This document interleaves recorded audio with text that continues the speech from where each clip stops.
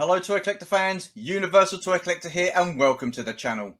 And welcome to another episode of My Collecting Life, the series where I get to speak to you, members of the toy collecting community, about your own personal collections, finding out what got you into collecting in the first place and what gives you that toy collecting buzz. And with this being a small milestone episode, I've decided to put together a brand new intro for the series as a thank you and a tribute, if you will, to the first 10 people that have taken part so far. Check it out.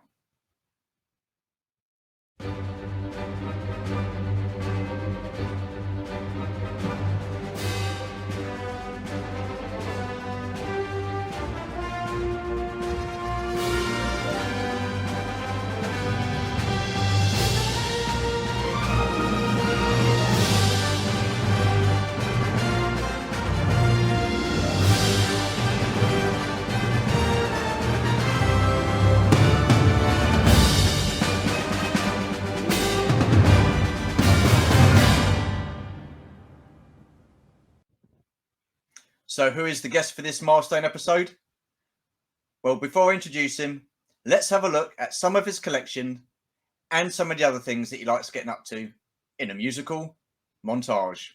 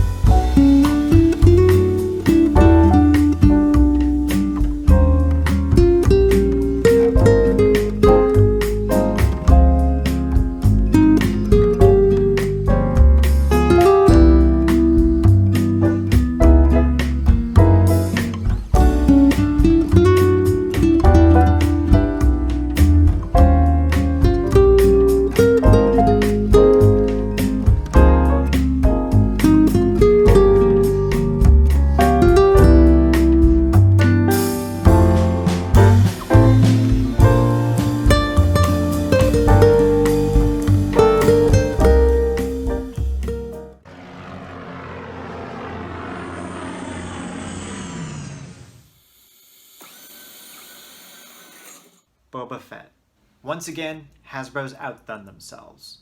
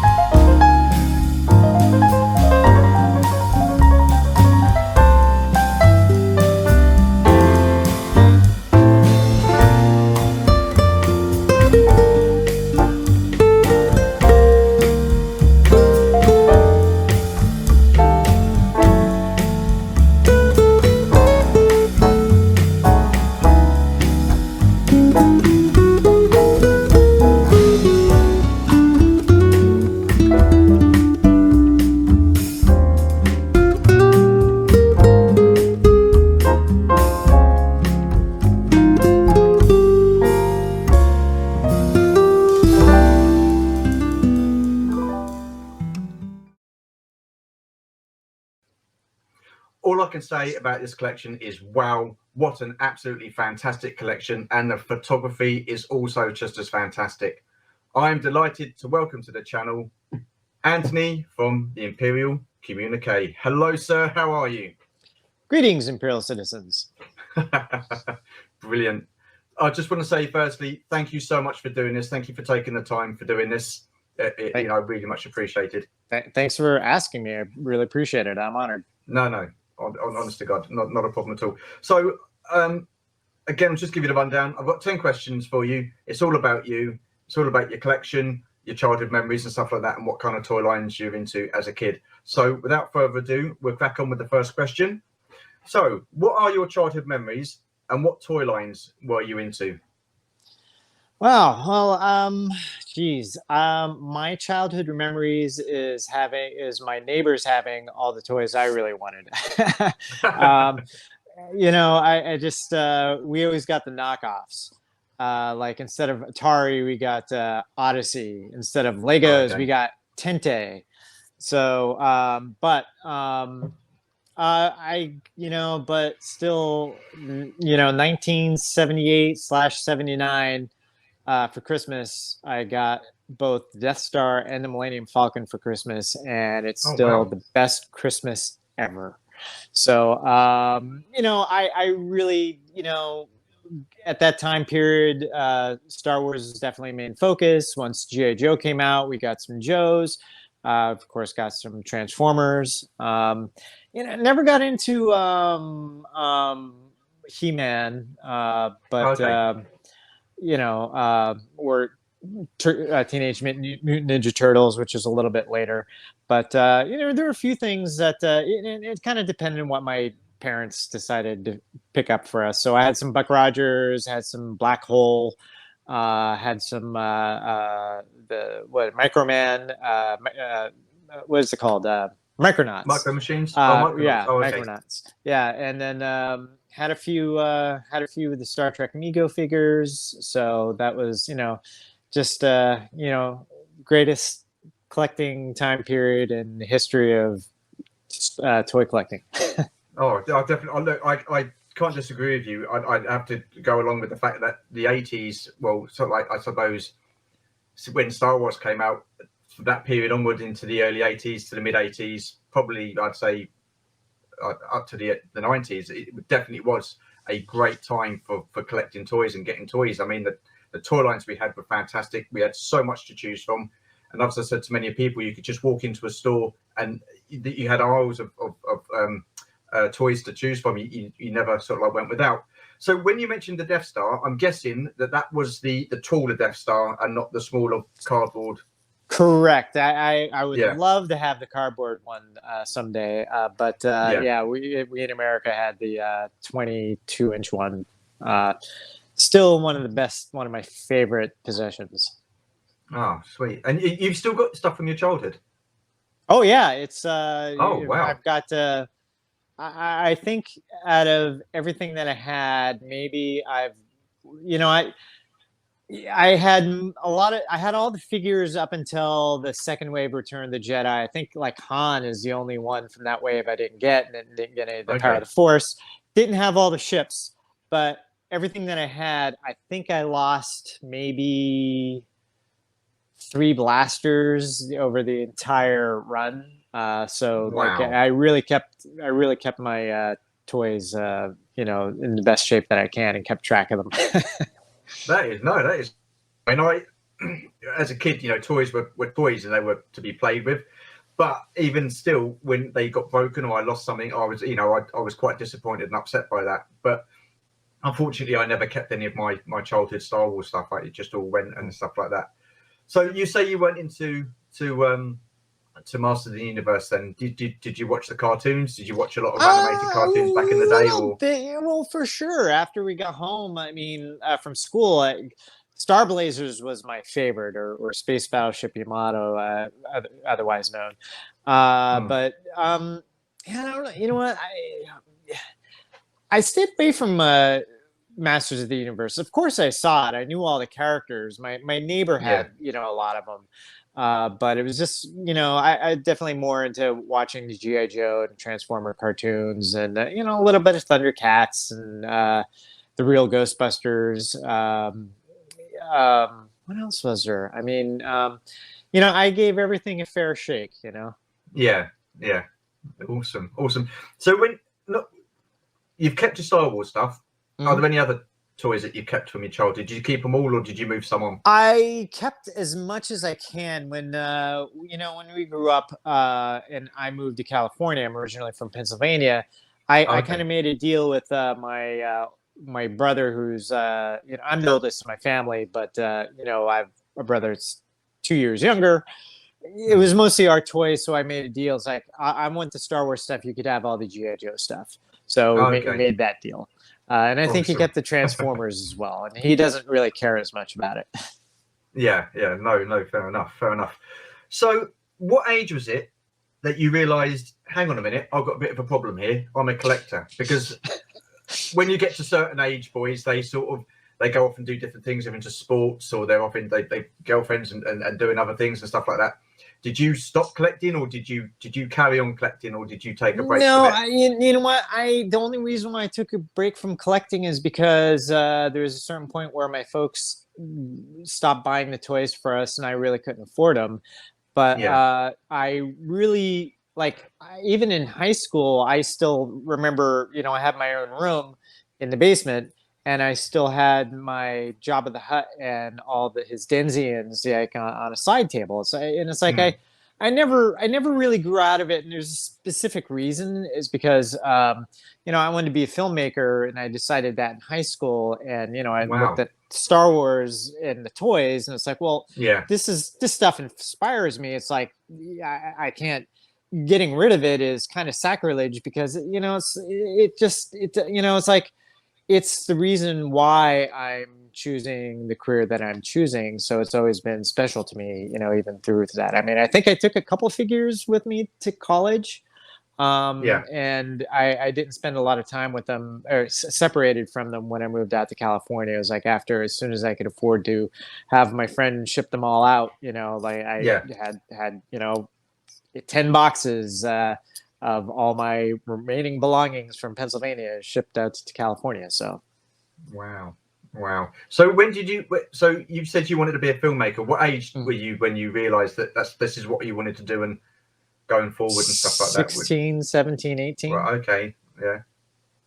Okay. And did you start it from that age, or was it something that you wanted to do, but then you gradually got into it, or did you have to? Did you go study, or? Well, yeah, I went to college. I went to Penn State, and I took the filmmaking courses. I mean, I didn't have a heck of a lot of options to do at home, because we didn't have any home video cameras, and we just had the little snapshot cameras, and I really didn't, and they weren't. It was like point and shoot.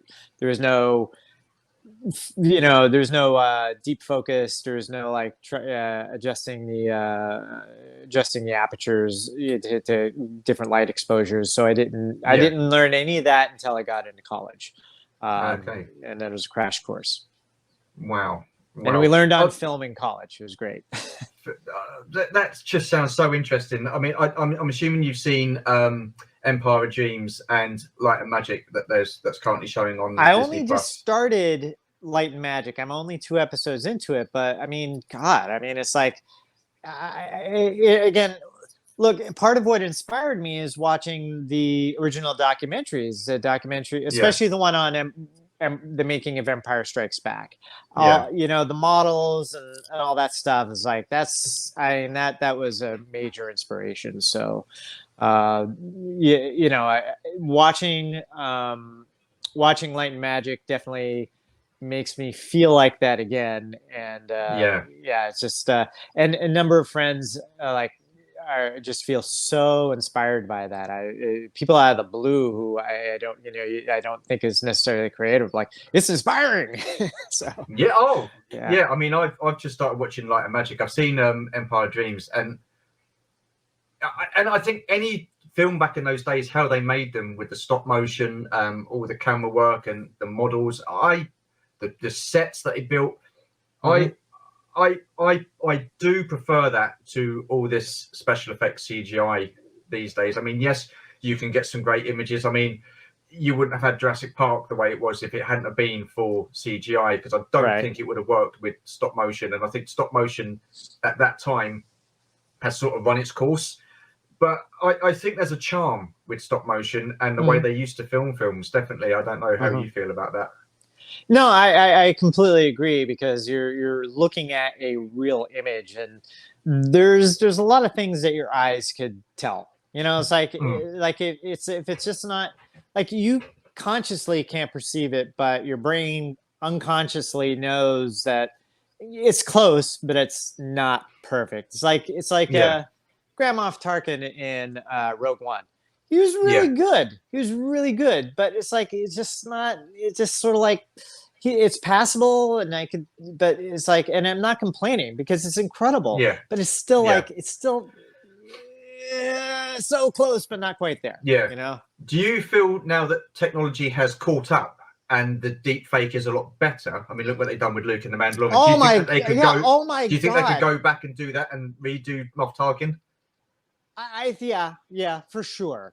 Because look, like I mean, it's like, the first time you see Luke and Mandalorian into season 2, it's like he, I still had a smile on my face. Sort of like, the mouth was definitely not like quite there. Just little subtleties that wasn't nailing it. But man, when he showed up in Book of Boba Fett, like in spite of the fact that I was complaining, like story wise, like, well, this kind of is a total aside and doesn't make sense story wise. Yeah. I just had this huge grin on my face watching the whole time because I'm like, man, he looks so good. It's like they nailed it. I'm like, I can't believe this. It really made me like, I just can't describe the feeling of how much they nailed it, Oh, they certainly did. And going forward with films, do you think now that will be a more commonplace practice within films? Yes, but obviously people are going to use those tools to varying degrees. Some of them are some people are going to be very respectful and use it, in a very limited way, just, as needed. And, and then you're going to have your filmmakers who are just going to kind of abuse the privilege and, be disrespectful to older actors and such. And, it's going to be a variety. It's some of it's going to work great. Some of it's going to be like, are you kidding me? Yeah. So like with anything. Then. Oh, go on. Sorry. Yeah. It's like with anything, it just really depends on how you use the tool, Yeah, definitely. So what made you decide to do a YouTube channel, and who were your influences? Well, I mean, I basically started when the pandemic started. I had always had this idea of doing more YouTube videos beforehand, but it's just, I just busy. I work, just time. I have other projects that I do. I write. So when the pandemic hit, I had more time on my hands. So I'm like, oh, all right, well, let me give this a shot, because I was watching, like Bosk's Bounty. Like I was going through YouTube on my TV, and like Bosk's Bounty would show up, and then Only One Kenobi, and like they're sincere, really cool, affable guys, and I'm like, and silly me is like, oh, I could do that.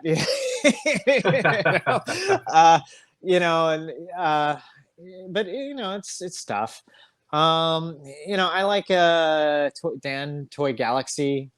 He's really, obviously he's made such a niche for himself. I haven't been able to get on his radar, but still, I really enjoy how he's evolved as a toy influencer. And Victoria from Victoria's Cantina, we actually met at Comic-Con, and so we're kind of we're friends. Like we're acquaintances, know each other. And it's like, again, I just admire her passion and her. It's like, these guys are all really on it. Like, it's like, I'm a fan, but these guys are super fans, and they're, they definitely know their material inside and out. So. Oh yeah, I mean, again, like you, 2020. I got into starting watching people doing YouTube channels. Well, not doing YouTube channels, but I was looking for figure reviews and stuff like that, and I come across Tim from Bosk's Bounty, Only One Kenobi, and obviously Star Wars is a big passion of mine. So automatically I got into their channels and stuff like that. And shout out to usual Mike TV. He's I love him. Yeah, yeah. No. You shout out to as many people as you like. But for me, what sets you apart with your channel is your reviews and the stop motion. I mean, unbelievable. I mean, that throws a whole different feel and look to what you do. So I take my hat to you for that. I commend you for that. That is fantastic. I super appreciate that. What made you think,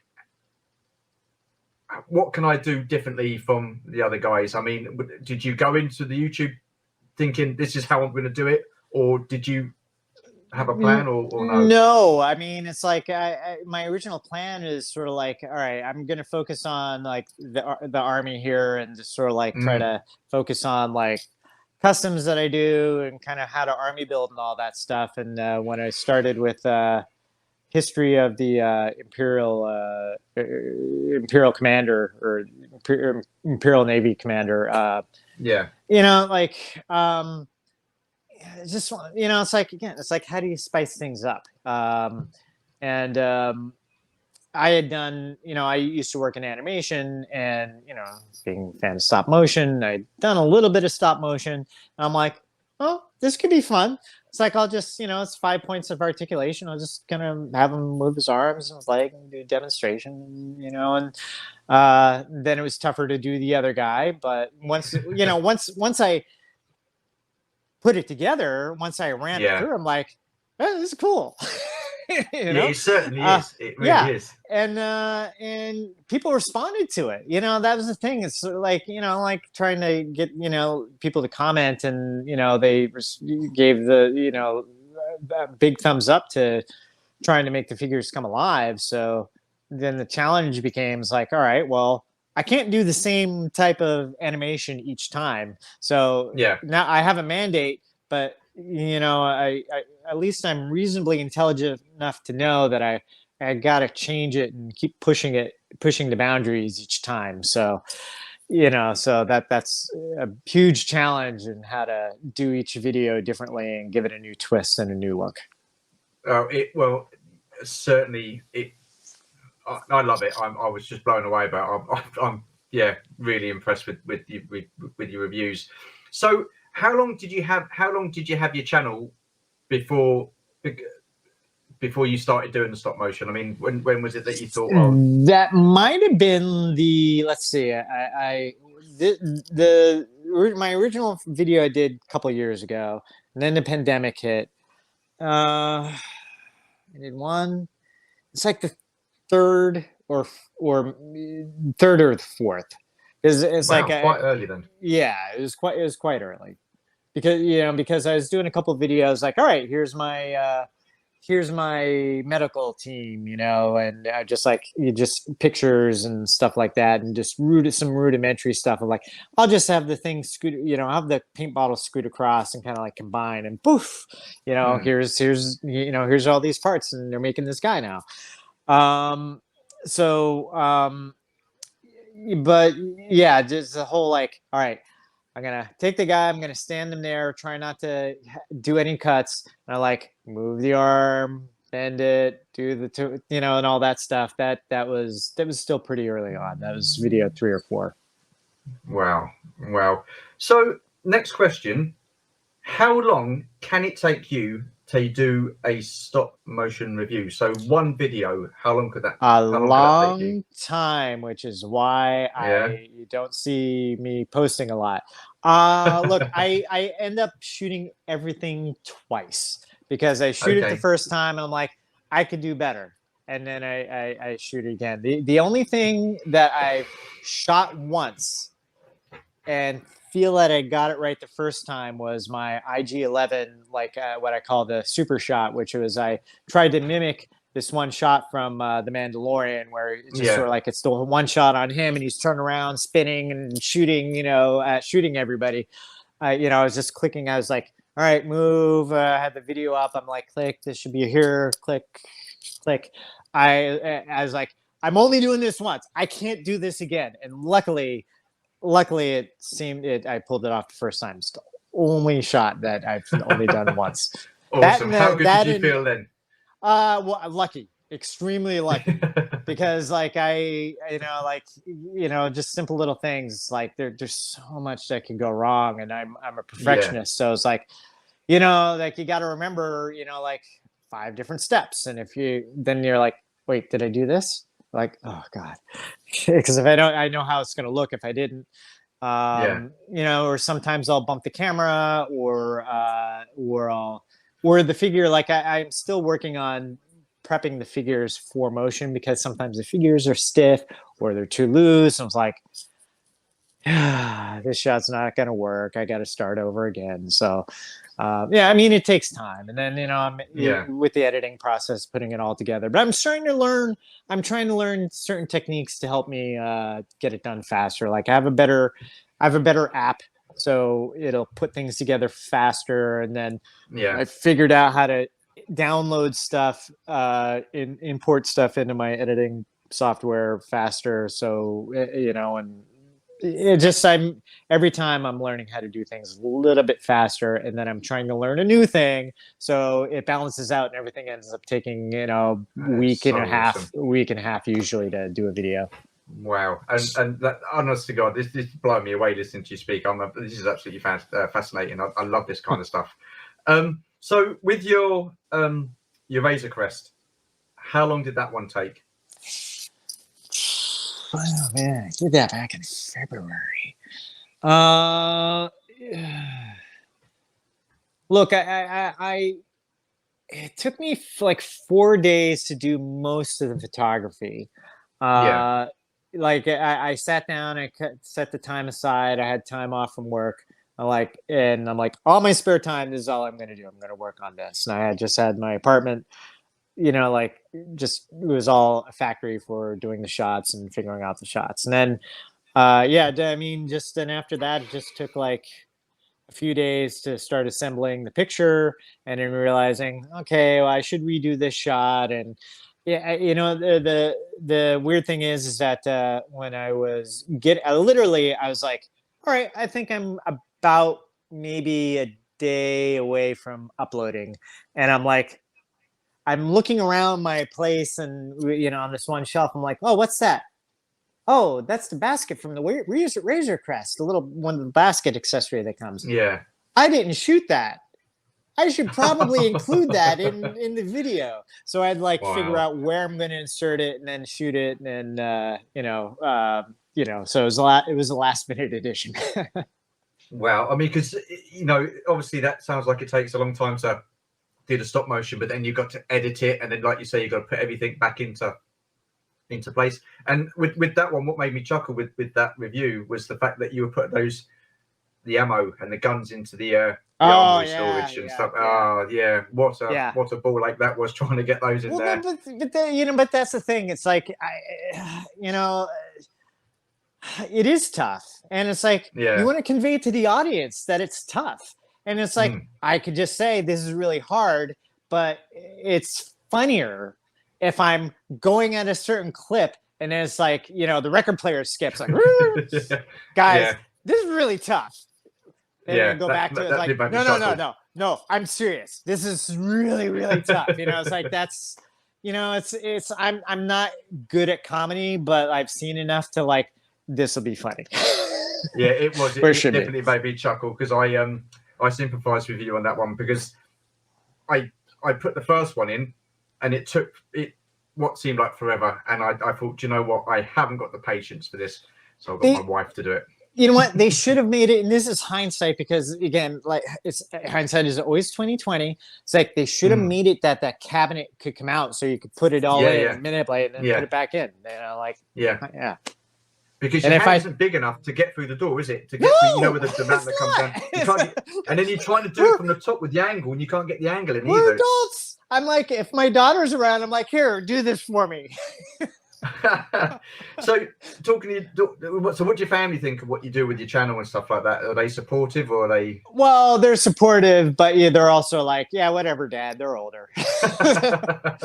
But awesome, there's a little bit of arm twisting to get them appear in. I always feel it's good, but my oldest has a good sense of humor and she performs, so she kind of jumps at the chance sometimes when I have her do a shtick. In fact, tonight, I know that this will have happened last week, but you entered. I'm giving away the mini posters. I'm going to be doing the drawing a little later, and my oldest daughter is she's gonna do her wheel thing, and she's gonna do that thing again. So like just to keep consistency, and and just to have her kind of add that spice to my channel. So does she help you at all with your stop motion? Is she into that kind of thing, or does she just leave it to you? No, not really. She's just sort of like, point the camera on it, point the camera at me. How can I make fun of you? Fair enough. So, moving on to the next question, what got you into photography? You probably already answered this question anyway, but what got you into photography? Because some of the photos you've taken and sent me, I've just been mind blowing, and we'll go through some of those in a second. So I'll let you answer the question. I'm a visual person, and I love gorgeous imagery. I mean, it's like, I hold The Empire Strikes Back up there with Lawrence of Arabia. It's like, the shot compositions are gorgeous. Like, one of my favorite all-time shots in film is on Hoth. They're closing the doors and the camera pushes into Leia, because it's it's just this beautiful scene that's like, it's a picture. And although you have this audio around that's happened, it's like, it informs you enough to just tell you exactly what's going through her head. And it just creates emotion. It's like, that's what I love about good photography, whether it's motion photography or stills. It's like, I just love good pictures. And then it's like, I think, I'm like, oh, okay, I'll pose some figures and I'll try to make a little setup and try to do my thing. And it's like, I'll put it up online, and okay. And then I'm scrolling through, and people I follow and the stuff that shows up in my feed, I'm like, oh my God, this picture is incredible. It's like, well, they're also shooting it on a DSLR camera, and they have all these sets, and they're using like smoke to give atmosphere, and they have all this complicated lighting. I'm like, yeah, I'm clearly outmatched. So these people are definitely definitely inspirational and something to aspire to. So every once in a while, I'll try to mimic that with the limited resources that I have, which is an iPhone and sunlight. So you just do all these photos on iPhone? Yeah. Oh, gee whiz! Wow. I mean, talking of great pictures and stuff like that, here's one of them. This is absolutely. I love this. I mean, where was this taken? Back east in Pennsylvania at one of my favorite spots on earth, a campground called Locust Lake. So my kids were both happened to be helping me with this. So, we just went, we just took a little hike. I brought the figures and just set up, and I definitely kept tweaking, like, okay, well, this guy could, move, or this hand needs to go, so how it is. Like, you're trying to create the best composition possible. Yeah, that out the ones you sent me, that has to be one of my favorites for sure, definitely. This one here, where was this one? That is Vasquez Rocks. So the rocks, the pointy ones, shooting 90 degrees, are the rocks that William Shatner as Captain Kirk ran up the hill, avoiding the Gorn. Oh wow! And also, if you're a Bill and Ted fan, Bill and Ted also got thrown. Their other us's threw them off the top of the cliff there. Oh, okay, yeah. I'm not a Bill and Ted fan, but I've definitely seen the Captain Kirk and the Gorn. Yeah. I've got to say, you've got a bit of a George Lucas vibe going on there, with the hat and the very young George Lucas. So, I mean. You take all your bits and bobs out. I mean, how difficult is it to get everything loaded up, take out onto, I suppose like a set, and then set everything up? I mean, how long did these take, these pictures? Well, a big portion of the setup is location. It's like, I've been out to Vasquez Rocks a billion times. It's just a matter of like, okay, well, now I'm filming, or now I'm taking photographs myself. It's like, I just want to look for the best angles, the best little place to set it. That's not going to have like other people or cars, and not a lot of traffic. So that takes up a fair amount of time, and then and then there's a setup. Yeah. Which I mean, it just takes as much time as it does to unpack the sand crawler and the Razor Crest and take all the parts off, and then I'm going to put this figure here, kind of try to create a composition. It takes a good hour. Wow. And then I kick Wow. myself. Then I kick myself because I realized after we were done, I'm like, oh, I should have put the ramp down. I'm like, dang it, I didn't put the ramp down. The ramp should have been down. It was down in the thing. I didn't put it down. It's like I was, I got, like I blame my brother for calling me while I was setting up and distracting me. But but it's one of those things. Like nobody notices, but that's the type of perfectionist I am. No, there's nothing wrong with being perfectionist because it shows in your photography. Like I said, I actually think it's absolutely fantastic. So when you go out to these locations and stuff like that, I mean, are people there? Do you have people walking by? Sort of like, I don't know. Do you get asked questions or? Yeah. I mean, when I did another one, I probably saw the pictures when I took my army out with the AT-ATs and the walkers. There's a woman who was like, "Oh, what are you doing? Do you mind if I take some pictures?" And she posted some on on Instagram. But it's like we follow each other, and we're kind of like at least Instagram buddies, I mean, you definitely like. I don't think on that particular shoot with the Razor Crest, I met anybody because there was a production going on. It wasn't a very crowded day because we were there during a weekday, so not a lot of people hiking. But that for sure happens. People walk by like, oh, that's cool. That's amazing. I mean, I get this image of people walking by and thinking, what's he doing? And they're kind of like not appreciating it, not getting it, and like making comments on it. They're not even playing with his toys and all that sort of stuff. Right, have you ever had any of that, or is it just been all positive stuff? Yeah, no, I mean, no, I haven't really heard anything negative. I mean, like we took I did a shoot up in a couple hours north on the beach at Cambria. And, we were there for hours in the morning, but just running around from place to place. But we were definitely at this one place where like kids kept coming by and like, oh my God, dad, he's playing with Star Wars toys, so definitely a lot of, and then dad's like, all right, that's cool. So I haven't really heard any negative feedback, but because I think once people kind of see, especially when you have the camera out and you're kind of like really like kind of treating it like it's a professional shoot, I think people sort of like, oh, okay, I mean, especially where I'm from, people are like, oh, he must be doing a photo shoot or something you're working on. So this must be an actual job that he's getting paid. So I've got one last photo, and this did make me chuckle. Right. That is awesome. That is awesome. I mean, did your cat just sit itself there, or did you? Nah, she likes to sit in the middle there. So that's it's been a commonplace for her. Wow, and that is some collection. Wow, that is. I mean, I've heard of army building, but my God, are all these vintage collection figures, or have you got a mixture of figures here? Well, I mean, I mean, it's a mixture, but it's just the very best of each trooper. Like what I don't have up are all the rest of the stormtroopers, and those are mostly like legacy collection, anywhere starting from the vintage original trilogy stormtrooper forward. Because I'm still working on whitening some of the figures, and just because just want to get this set up right. So I'm just kind of I got to treat each figure, and prepare it for the army. So how many figures do you have in that configuration? It is 1,100.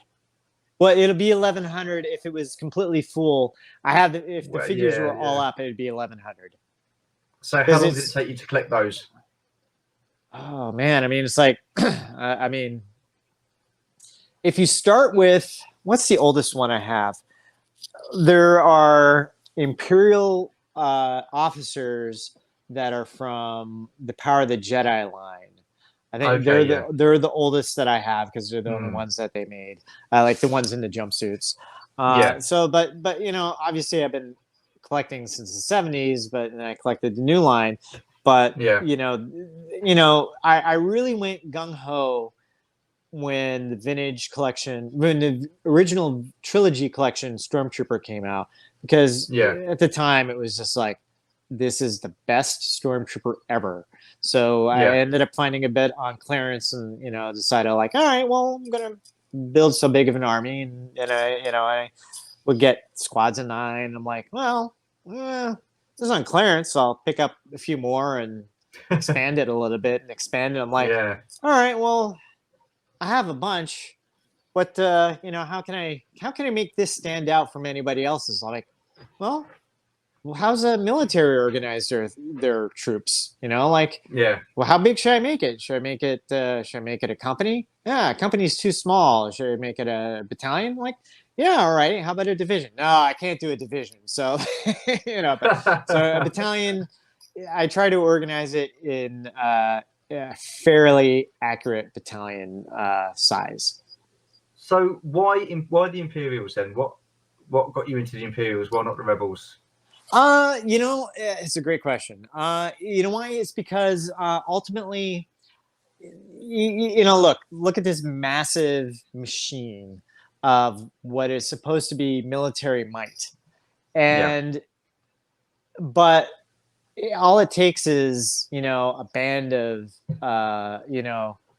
like there's a Gandhi quote, a small body of spirits, or fueled by the faith in their mission can change the world. I'm paraphrasing, but it's kind of mostly right. It's like it's that type of mentality. It's like, yeah, I can build this big army, but like, I bring a squad of rebels over. It's like, they'll take them out, and that's what I kind of like. I kind of enjoy having that might, and but just knowing that, like, yeah, it just people who have right on their side will take them out. I mean, you can certainly see in the photos that you've done and sent me, and also on your Instagram as well, the power of the Imperial forces when you pose them, when you have them all lined up together and stuff like that, and in there, it does look absolutely phenomenal. It really does. Again, thanks. Big respect. Hats off to you. I'm just so impressed. I mean, if I had the room, I would love to do that, but my wife has other ideas, so we won't be doing that. So, do you have a Grail piece? Is there something that you want, that you really would want above everything else? Man, or is that not really your thing? Or no, I mean, it's like it's a good question. It's like I'm fortunate enough, at least with the modern line, I get mostly, I'm able to get mostly what I want. I mean, there's a couple pieces I don't have. Like, I didn't get the first Pride Trooper or the Pride Droid from Disney because I got caught off guard. Didn't think that they were going to just release it during Pride Month, and that's it. So I missed it. And I don't know if I'll ever get it. But otherwise, it's like there's not really. I mean, it's I have to start going back to the vintage, like the 70s and 80s, the original, vintage figures. And now it's like, all right, if I if I come across a vintage piece that's boxed, because I have a vast majority. I only have there's only 18 items that I don't have at all, but I have only like a handful boxed. But if I find a nice carded figure for a reasonable price, I'm starting to pick that stuff up. So, best I can. At my age, I'll probably, unless I, hit a lottery or something, I'll never be able to do it. But, it's like, it's, nice every once in a while. Like, all right, now I understand. This is kind of cool, an original piece. So,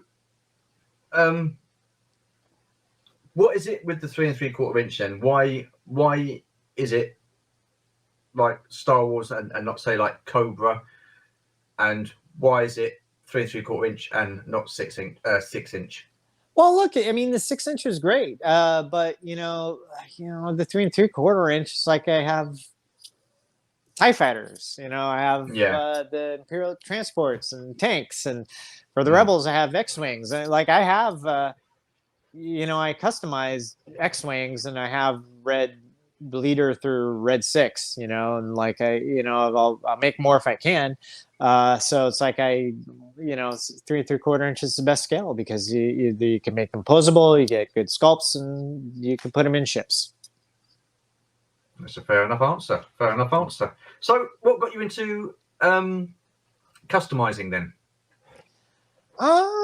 Just like fresh little. And I'm not a great customizer. Just trying to want to make unique figures that were creating a vacuum in the army. Like for example, Imperial medic. If I'm organizing an army, it's like, well, they had medics. Every squad, every battalion, every company, they had people who took care of the guys. I'm like, what would the Empire's version be? And I've seen a lot of really cool takes on it, and I just decided it's like, well, I guess these guys don't necessarily have to wear armor. So what figure can I use as a medic, and what is the base, and how do I make it look like it's different? So it's like, all right, well, I'll take the Imperial Trooper human hat, and the Imperial Gunner vest, the armor there. And like, all right, well, that's kind of cool. That's different enough. And like, all right, what about his tunic? Is it gray or is it black? I'm like, no, let's do green. Green's medical, for me. Yeah. So, so it's just like, just little things like that. Just trying to be creative to fill a hole, or officers. I'm trying to do not squad leaders, but company commanders that at least have a unique look. So like my so I'm gonna have like stormtrooper lieutenants. I'm not gonna use the commanders. So I'm gonna I made this guy. Let me just get my big screen. Yeah. So I made this guy as a command, as a lieutenant. So each I'm gonna have 9. I have 9 platoons of stormtroopers. So each one's gonna have a unique. There's this guy. I don't have them all out, but I have this guy. That's okay. Tweak him about, but he's another lieutenant. So it's like everybody's gonna have a different lieutenant, different head. So just to give it unique and give it personality. Fantastic. Honest, absolutely brilliant. This is blowing me away, this chat. It really is. Thank you so much. What is the most prized part of your collection? If there's one that you had to take with you. The Death Star. I love my original Falcon, and it's in reasonably good shape, but it's shown its age a little bit because I never really had good climate control everywhere I went, so the heat definitely affected the plastic. The stickers have faded, but I still have the ball. I have the ball for the Falcon. Wow! So it's complete, and I love it dearly. But the new one, the big Millennium Falcon, I just could not. I still can't get over how well that came out. It's one of my favorite toys. But the Legacy one. Yeah.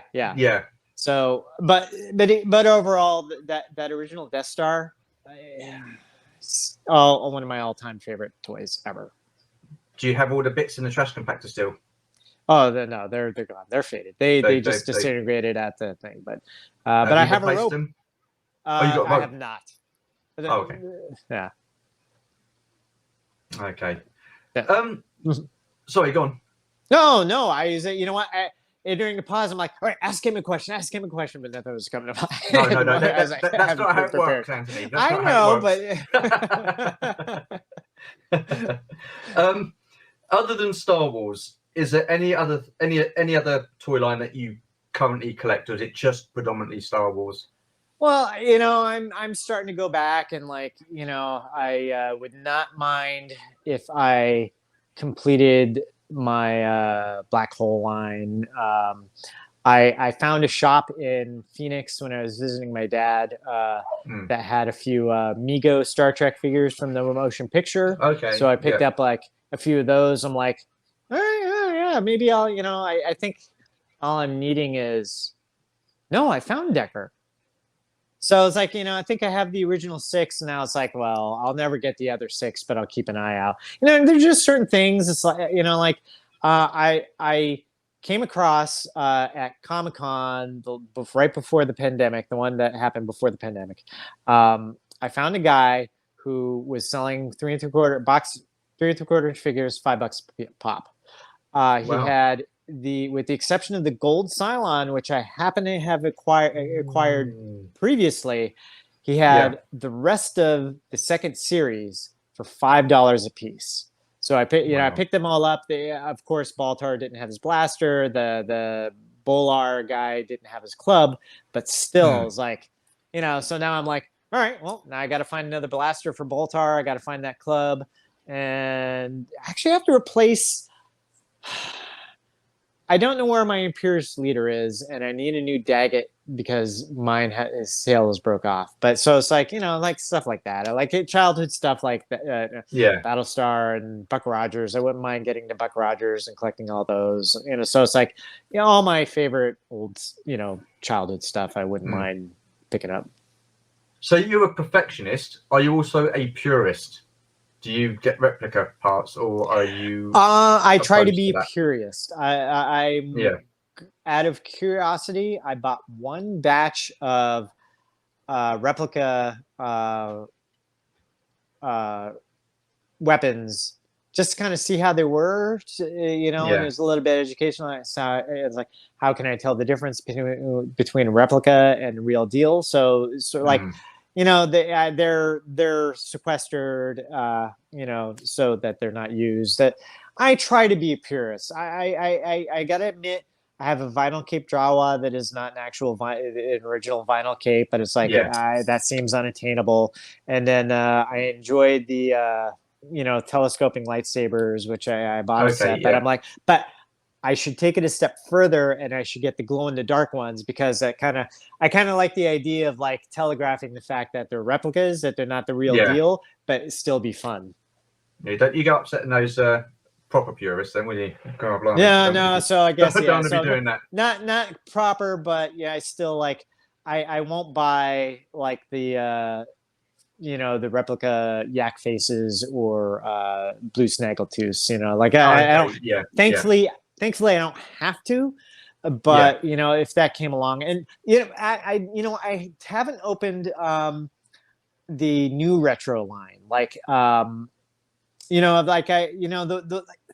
the original trilogy guys, that they release, I'll open them up and I'll kind of put them in a display, because I want to keep my originals as pristine as possible until I figure out a better display situation. But I haven't done any like Book of Boba Fett. Like, okay, I'll get a set, but I'm not going to get any to open, because I can't. It's sacrilege to me to put Ahsoka in retro form with with my originals. Although I love the character and all that stuff, and I think it's cool that they did it. That's kind of my purism. Yeah. Well, I got the first 6 when they come out in the retro collection. I got those, and then I got the 2 waves of the Empire. I got the 2. Then I got the 2 waves of the Mandalorian. But now that is it. I'm not getting any more of the retro collection. As in, I'm not getting the Obi-Wan line. I will get the second 6 from from Star Wars, and I'll get the Return of the Jedi retro when they come out next year.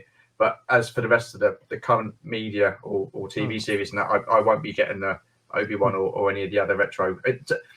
Now, I made someone. I did a video. It was my first video actually. And then someone commented and said, I misunderstood the word retro. And well, maybe I did. And he is in the style of what it was like in the 80s. I get that. Right. But for me, I listen. Mandalorian wasn't around in the 80s. You know, Book Right. of Boba Fett wasn't around in the 80s. So Right. although yes, I know the meaning of the word retro. To me, that isn't a retro feeling program. I mean, yes, Right, the figures right. are in the style of retro, but yeah, that's just my take on it anyway. But And right, I'll the live hour is. I'll Oh live no, go on, sorry. vicariously. I'll live vicariously through the guys who do like that stuff. Like, Yeah, there's a guy in town who I haven't met, but GQ Jedi. He acquires all the kind of the retro stuff that, like, Slave Leia or the yeah, alternate yeah, things like that. I yeah, enjoy looking at other people's collections, and I think it's cool that they're into it, because I think he's definitely more into just like pure vintage, not any of the modern stuff. yeah. And that's cool, but it's just, it's just not me. Like, I haven't, like, I opened the retro Grand Moff Tarkin, but I did that specifically for video. And Okay. it's sort of like, I'm like, all right, he's not really going to be displayed a lot with Yeah, with my yeah. figures. No, fair enough. Fair enough. My way of looking at it is there's no right way of collecting and there's no wrong way of collecting. No, People are yeah, free to collect exactly what they want, exactly. and I'm totally fine with that. It's when people turn around and say you shouldn't be collecting this or you should be collecting that because that's not like this and that's not. And I'm, whoa. Listen, for me, collecting is all about fun, and It's a that's as long as I'm personalized having thing. fun. Of course it is. Of Yeah. course it is. So moving on to the next question, I've got two left for you. The hour is fast approaching. Oh. What gives you that toy collecting buzz? Just seeing figures on the pegs, and then opening them, them, checking them out. I have a little thing where just I gotta like move every single point of articulation, just kind of like just check it out. That's cool to me. Awesome. You can elaborate. I don't know if I can. It's like it's simple. It's sort of like I still love walking in. It's that simple. Yeah, it's just like I love walking in. That thrill of like, oh, cool, something new, on the pegs. It's always great, and getting it home and just freeing it from its package is, it's just, yeah. There's, that's probably my favorite part. I mean, I love setting this stuff up and and seeing it all together, but it's still doesn't hold a candle like when I first get the piece, because these just become numbers. When you're opening a figure, it's like it's just you and that figure, and sort of like you're kind of experiencing a little bit of a moment. You're admiring the craftsmanship that went into creating that piece, So how frustrating has it been then going into like a Walmart or a Target and the shelves haven't been full and they've not got the figures there that you would hope that you'd find there? It's it's probably more frustrating because I've been collecting for so long that I still remember the day when I go in and the pegs would be filled, but they still would probably be filled with figures that I don't need anymore. Like leftovers, figures that nobody wants. So not seeing, that was frustrating in and of itself, but at least they would get figures and they had stuff on the pegs. Now it's like, it's a lot of times you just walk in and there's nothing there. But I've been trying to pay attention a little bit, like when shipments coming in. Some of my stores have been a little bit more regular in getting shipments in, and that fills me a little bit with a little bit of hope. Now it's like, all right, well, hopefully they don't overdo it, because as soon as they start overdoing it, then they're not going to get any more.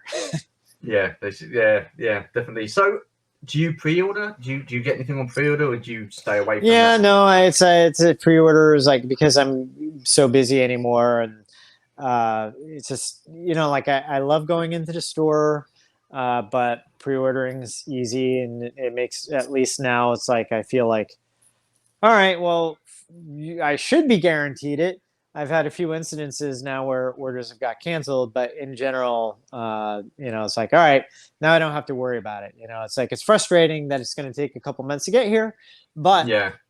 it's just still nice having, it's still nice having that guarantee of like, all right, I'm going to get a case of figures and the figures should be in reasonably good condition. And, and I don't have to worry about going out, spending gas and hunting them down. Yeah, no, fair enough. Yeah, definitely. Right then, last question. Anthony from the Imperial Communique. What does your collection mean to you? Oh, man. I think you're the first person really to ask that, and that's a great question. It's just, it kind of,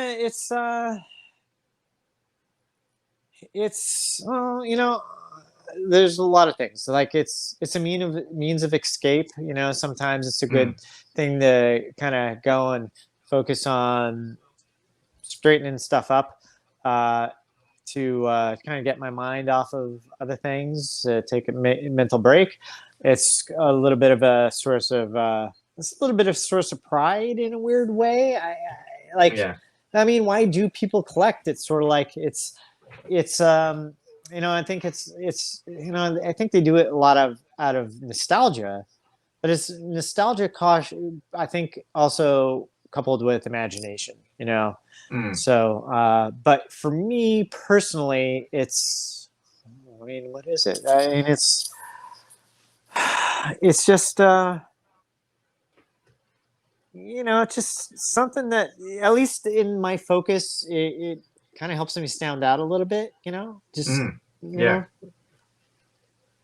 Yeah. Listen, I've asked this question to 9 people previous to you, and they've all roughly said the same thing: nostalgia. So it's funny because you've all got different stories. You've all got into collecting for different reasons, and like different things. But the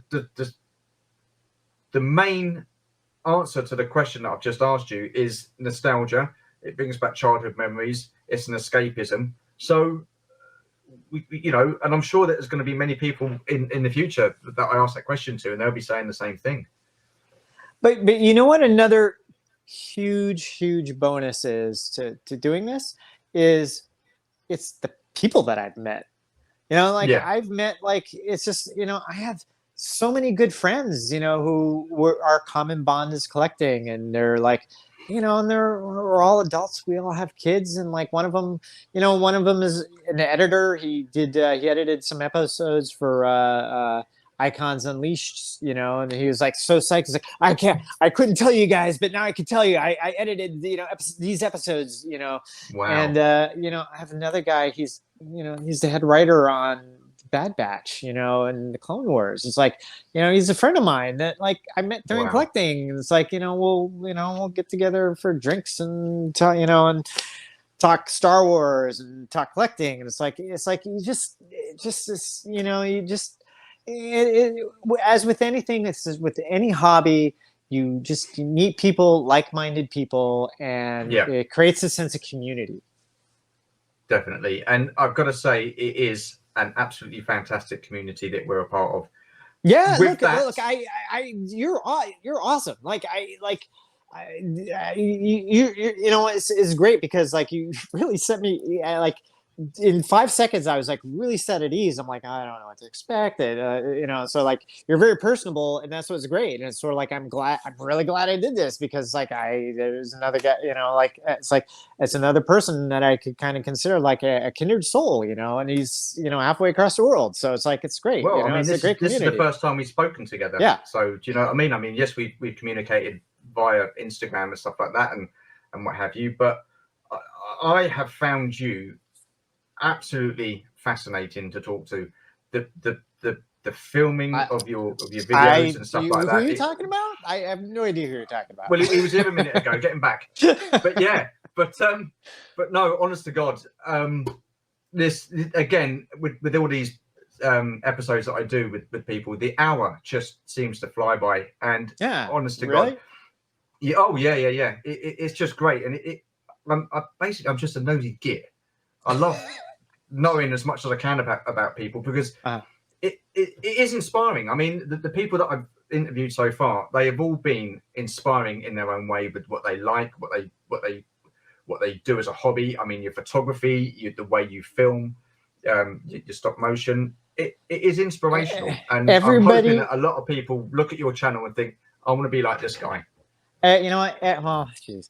Well, you know what? Everybody has a story, and you know, I was just, you know, I was contemplating because, you know, going through the first 4 seasons of the new Doctor Who with my girlfriend who's watching it for the first time, and it's like